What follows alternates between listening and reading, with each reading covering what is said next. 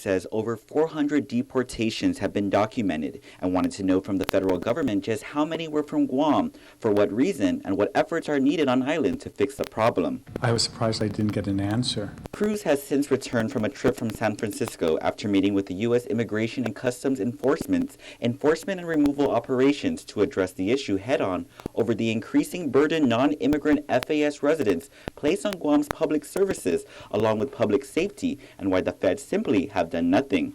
To my surprise, they told me that they weren't aware that the statute had this provision that said that if you're not self-supporting for 60 days or not in school, that you are deportable. And in order to help get a grip of statistics, Cruz has since forwarded data to the feds, all in hopes of swift action. The feds have to do something. They're invitees, and they really have to take account for them, because they're obviously not compensating us the amounts that we are expending for their care. Time is of the essence in moving on the deportation laws, and according to Cruz, a status report on the compliance is expected this month to the permanent injunction against the Department of Corrections relative to overcrowding in our prisons. And if we don't get this taken care of, I'm afraid that we're going to have another issue, another Ladzorn issue, where we're being forced to go to prison.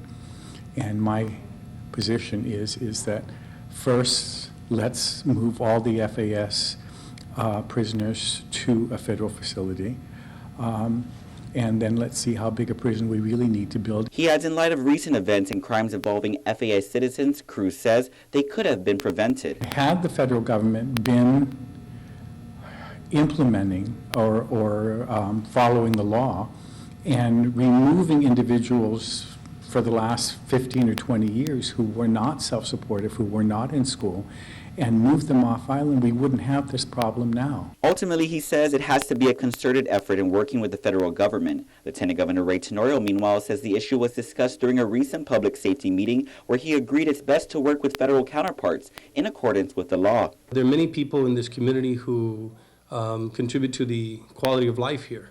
But there's others that do not and commit crimes, and we're simply saying that if someone is here in this island is taking advantage of the generosity of the people of Guam in the hospitality of our island, but then or ultimately violating our laws, they need to be deported. Cruz, meanwhile, was set to meet with the governor's chief policy advisor, Arthur Clark, today on how to address the issue. Reporting for Guam's News Network, I'm Ken Quintaniza.